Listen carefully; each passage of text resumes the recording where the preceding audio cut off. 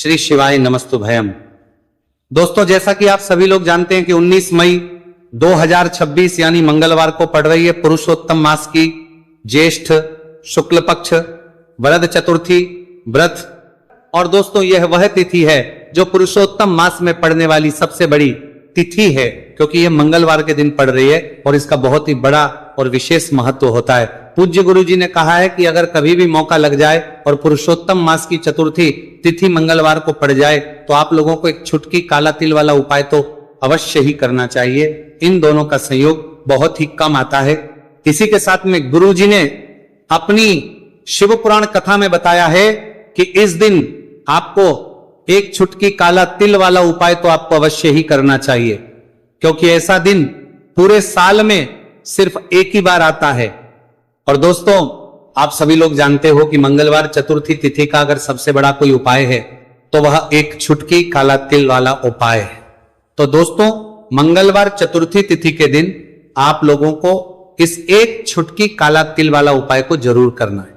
बहुत सारे लोग होंगे जिन लोगों ने इस उपाय को ना किया हो, मतलब पूरा साल निकल गया, उन्होंने किसी भी दिन इस छुटकी काला तिल वाला उपाय को ना किया हो। पर दोस्तों, आपके पास एक आखिरी मौका बचा हुआ है, जो कि 19 मई मंगलवार चतुर्थी तिथि के दिन है। इस दिन आप लोगों को इस वाले उपाय को जरूर कर लेना है। भले ही आपने पूरे महीने भर इस उपाय को ना किया हो, पर अगर आपने इस महीने के मंगलवार चतुर्थी तिथि के दिन अगर इस वाले उपाय को कर लिया तो आपको इस उपाय को करने का वह फल मिलेगा जिसकी आपने कभी कल्पना भी नहीं करी होगी। इसीलिए आप लोग इस वाले उपाय को एक बार जरूर कर लेना है, ताकि आप लोगों के हाथ से यह मौका ना जा सके और आपको इस उपाय को करने का फल मिल सके। दोस्तों, यह उपाय पंडित जी ने अपनी अभी की ही श्री शिव महापुराण की कथा में बताया है। उपाय को आज हम आपको बहुत अच्छे से समझाने वाले हैं। इस वीडियो को देखने के बाद इस उपाय को समझने के लिए आपको कोई और वीडियो को देखने की जरूरत नहीं पड़ेगी। तो चलिए दोस्तों, उपाय को शुरू करते हैं।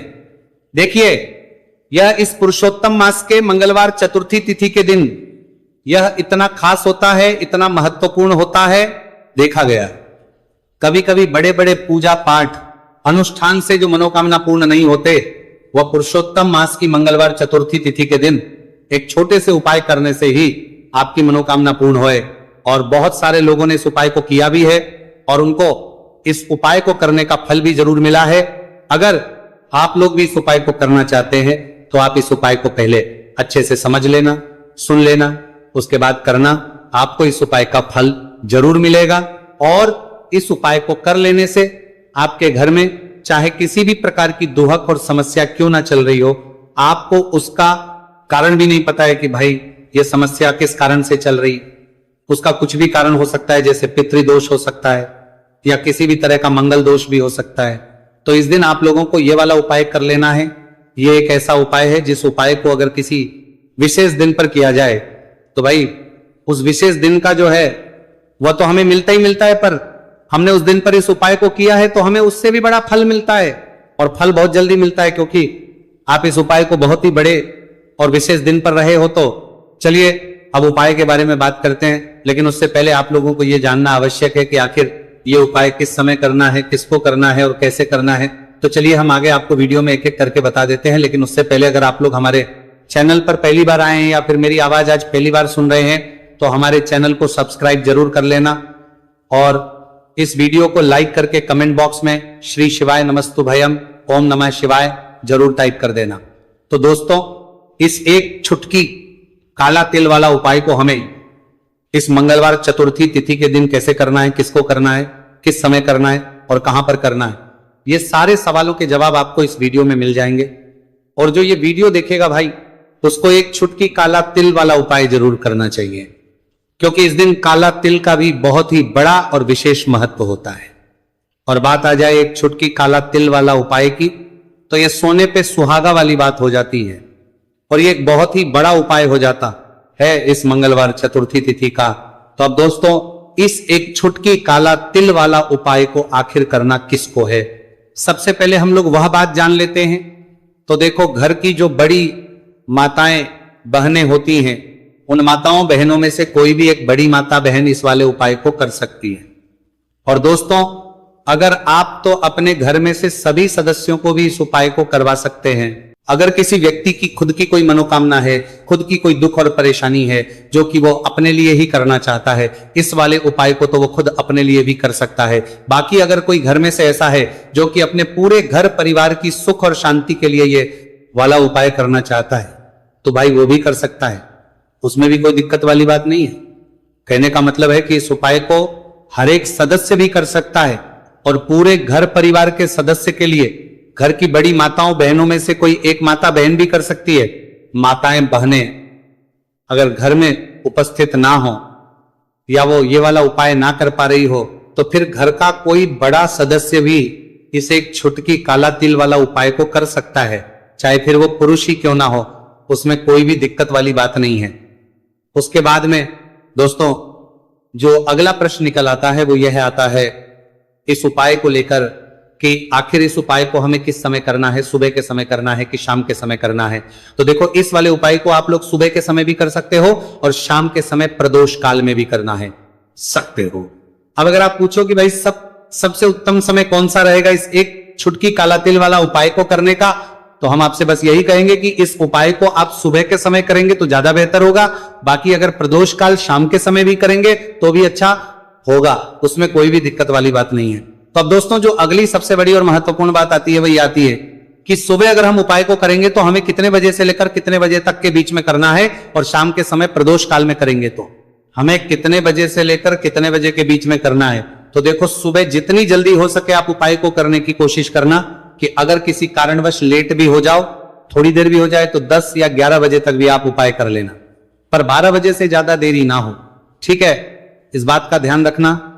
उसके बाद में दोस्तों अगर शाम के समय प्रदोष काल की बात करें, प्रदोष काल का जो समय है होता है वो शाम के 6 बजे से शुरू हो जाता है, मतलब शाम के 6 बजे से लेकर 7 बजे के बीच का जो समय होता है, यह समय प्रदोष काल का समय होता है। तो आप उपाय को 7 या 8 बजे के बीच में भी कर सकते हो, मतलब शाम के 6 बजे से रात 8 बजे के बीच में आप कभी भी इस वाले उपाय को कर सकते हो, उसमें कोई भी दिक्कत वाली बात नहीं है। देखिए, यदि आपके जीवन में संकट बहुत ही अधिक चल रहे हो, समस्याएं बहुत ही अधिक चली हो, एक एक रूप खर्च करने आपको बस ओढ़ रहा है, भूमि से जुड़ी हुई कोई भी समस्या हो, या फिर आपके विवाह से जुड़ी हुई कोई भी समस्या हो, या आपके व्यापार से जुड़ी हुई कोई भी समस्या हो, तो आपकी ये सारी समस्या इस मंगलवार चतुर्थी तिथि के दिन समाप्त होने वाली है। तो चलिए दोस्तों जानते हैं उस विशेष उपाय के बारे में। देखिए, इस वीडियो में हम पूज्य गुरुजी द्वारा बताए गए 3 बहुत ही चमत्कारिक उपायों के बारे में जानेंगे। देखिए, ये जो उपाय है आपके जीवन से दुर्भाग्य का तो अंत करेंगे ही, साथ ही साथ यदि आपके जीवन में धन की समस्या चल रही है तो वह सभी भी आपकी समाप्त हो जाएंगी। देखिए, गुरुजी ने बताया है कि जब भी मंगलवार चतुर्थी तिथि का दिन पड़े तो हमें कर्ज मुक्ति के लिए कुछ उपाय करने चाहिए। इसी के साथ हमें धन प्राप्ति, भूमि से जुड़े कार्यों और विवाह के लिए भी उपाय करने चाहिए। तो चलिए दोस्तों जानते हैं गुरुजी द्वारा बताए गए सबसे पहले उपाय के बारे में। देखिए, यह उपाय विशेषकर उन लोगों को करना है जिनकी भूमि से जुड़ी कोई भी समस्या चल रही हो, यानी कि उनकी भी जमीन से जुड़ी हुई समस्या चल रही है, यानी कि जो लोग मकान खरीदना चाहते हैं, या फिर उनका खेत से जुड़ा कोई भी केस चल रहा है, या फिर जिनके भी विवाह में विलंब हो रहा है, या फिर जिन भी लोगों के जीवन में कर्ज बहुत ही अधिक बढ़ने लगा है, कर्ज जो है वह चुका नहीं पा रहे हैं, तो गुरुजी ने कहा है कि ऐसे लोगों को यह उपाय करना चाहिए। देखिए, इस उपाय के लिए आपको थोड़े से काले तिल ले लेने हैं। देख, आपको मात्र एक चुटकी काले तिल ले लेने हैं। इसी के साथ में आपको थोड़ा सा शहद ले लेना है। फिर सबसे अंत में आपको एक लोटा शुद्ध जल ले लेना है। तांबे के पात्र के अंदर आपको अपने घर से शुद्ध जल ले लेना है और इन सभी सामग्रियों को आपको लेकर के पहुंच जाना है भगवान शिव के मंदिर में। देखिए, पूज्य गुरुजी ने बताया है कि इस उपाय को आप सुबह से लेकर के शाम तक किसी भी समय में कर सकते हैं। देखिए, मंदिर पहुंचने के आप जो काले तिल लेकर के गए थे उनमें आपको थोड़ा सा शहद लगा लेना है। देखिए, आप जो शहद लेकर के आए हैं उस शहद में आपको यह काले तिल अच्छे से डुबो देना है और शहद से युक्त ये जो काले तिल हैं इन्हें आपको शिवलिंग पर अर्पित कर देने हैं, या फिर आपको शिवलिंग के चारों तरफ अच्छे से काले तिल का लेपन कर देना है। पूज्य गुरुजी ने बताया है कि लेपन करते समय यदि आपके जीवन में कर्ज से जुड़ी समस्याएं चल रही हैं, लेपन करते समय आपको आर्यन मुक्तेश्वर महादेव का स्मरण करना है, या फिर आपके जीवन में विवाह से संबंधित या फिर जमीन से संबंधित कोई भी समस्या चल रही है तो फिर आपको मंगलेश्वर महादेव का स्मरण करना है। इसके बाद जो आप जल लेकर के आए हैं उसे आपको धीरे धीरे शिवलिंग पर अर्पित कर देना है तथा आपको लगातार शिव महापुराण के मूल मंत्र श्री शिवाय नमस्तु भयम इस मंत्र का जाप करते रहना है। पूज्य गुरुजी ने बताया है कि सिर्फ एक मंगलवार चतुर्थी तिथि यह उपाय करके देखना और आप स्वयं देखेंगे कि 2 से 3 महीने के अंदर आपके जीवन से जुड़ी हुई जो भी समस्याएं हैं बस सभी समस्या बहुत ही जल्द महादेव की कृपा से दूर होने लगेगी। तो दोस्तों इस प्रकार से आपको यह पहला उपाय ना है। अब हम जानते हैं दूसरे विशेष उपाय के बारे में। देखिए इस उपाय के लिए आपको एक प्यारी सी बेलपत्र ले लेनी है। इसी के साथ में 1 लोटा शुद्ध जल लेना है तांबे के पात्र के अंदर और इसी के साथ में आपको थोड़ा सा शहद ले लेना है। देखिए मंगलवार का दिन है और मंगलवार चतुर्थी तिथि के दिन यदि हम शहद का उपाय करते हैं तो इससे महादेव हमसे बहुत ही अधिक प्रसन्न होकर के हमारी मनोकामना को परिपूर्ण करते हैं। देखिए दोस्तों यदि आपको बेलपत्र नहीं मिल पाती है तो आप भगवान शिव के शिवलिंग पर जो बेलपत्र छड़ी हुई होती है उसे शुद्ध जल से धो करके उसका उपयोग कर सकते हैं। तो इन सभी सामग्रियों को आपको भगवान शिव के मंदिर में लेकर के पहुंच जाना है। गुरुजी ने कहा है कि इस उपाय को भी आप सुबह से लेकर के शाम तक किसी भी समय में कर सकते हैं। देखिए मंदिर पहुंचने के बाद आपके पास जो एक बेलपत्र है और बेलपत्र की जो सबसे बड़ी वाली पत्ती होती है और उसकी जो चिकनी साइड होती है उस पर आपको अच्छे से शहद का लेपन कर देना है। यानी कि बेलपत्र की बड़ी वाली पत्ती पर पूरी ही पत्ती पर अच्छे से शहद लगा देना है। अब देखिए ये जो बेलपत्र है इसे आपको अपने सीधे हाथ की हथेली पे रखना है और आपके जो भी कार्य अटक रहे हैं। देखिए बहुत से लोग ऐसे होते हैं जो अपने नौकरी को प्राप्त करने के लिए सालों से तैयारी करते हैं लेकिन उनको नौकरी नहीं प्राप्त हो पाती है। बहुत से ऐसे लोग होते हैं जो बहुत ही मेहनत करते हैं, धन भक्ति के लिए बहुत अधिक प्रयास करते हैं लेकिन फिर भी उनको धन प्राप्त नहीं हो पाता है। तो गुरुजी ने बताया है कि जब भी आपको अपने कार्यों में सफलता ना मिले तो फिर आपको मंगलवार के दिन इस उपाय को अवश्य करना चाहिए। देखिए अब आपको जिस भी कार्य में सफलता प्राप्ति करनी उस कार्य को सफल बनाने के लिए आपको महादेव से प्रार्थना कर लेनी है और फिर ये जो एक बेलपत्र है इसे आपको भगवान शिव के शिवलिंग पर अर्पित कर देनी है। देखिए बेलपत्र की चिकनी साइड जिस पर आपने शहद लगाए हैं वह शिवलिंग से स्पर्श रहेगी और इसकी जो डंडी है वह आपको जलाधारी की ओर रखनी है। इस प्रकार से आपको यह बेलपत्र अर्पित कर देनी है। अब देखिए आप जो एक लोटा जल लेकर के आए हैं उसे आपको भगवान शिव के शिवलिंग पर धीरे धीरे अर्पित कर देना है। श्री शिवाय नमस्तु भयम इस मंत्र का जाप करते हुए देखिए जैसे ही ये जल शिवलिंग से होकर के जलाधारी की ओर बह करके आएगा तो इसे आपको थोड़ा सा अपने सीधे हाथ की हथेली में झेल लेना है। इस जल को आपको अपनी दोनों आंखों पर लगा लेना है और इस जल का थोड़ा सा छिड़काव आपको अपने शरीर पर कर लेना है। पूज्य गुरुजी ने बताया है कि जब भी हम मंगलवार के दिन शहद वाली बेलपत्र शिवलिंग पर अर्पित करते हैं तो इससे हमें महादेव हर कार्य में सफलता प्राप्त करवाते हैं।